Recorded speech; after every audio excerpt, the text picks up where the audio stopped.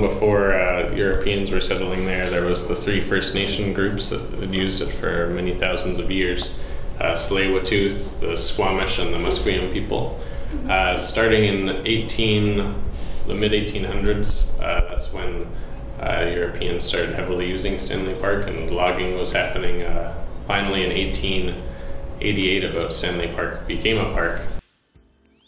In the 80s, they did some environmental assessments to look at the park and where it was headed as an environment and as a habitat.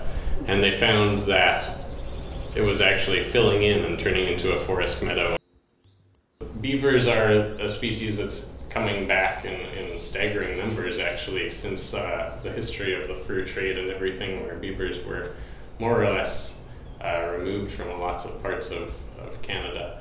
Now they're on the rebound, and they're moving down the Fraser River watershed, and they're coming into every lake in the Lower Mainland and every water body, and Stanley Park is kind of on the end of that, so they're getting pushed out this Fraser River, pushed out of their homes, and these younger beavers are going down the Fraser River, coming around into Burrard Inlet and finding places to stay. So these guys that are now living in Stanley Park, of which there are 5, and they originally arrived in 2008 when we only had 1. When the beavers first arrived, often what happens is the beavers will take down most of the trees, especially smaller trees that are just growing, and they use those, that's their food source, as well as what they use for building lodges and building dams.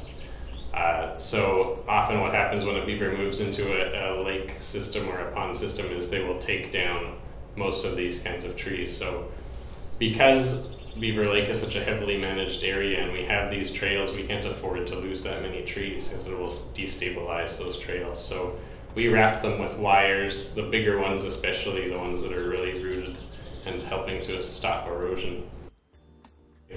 We do have a policy of coexisting with the beaver, but we have to compromise on how we do live with that beaver.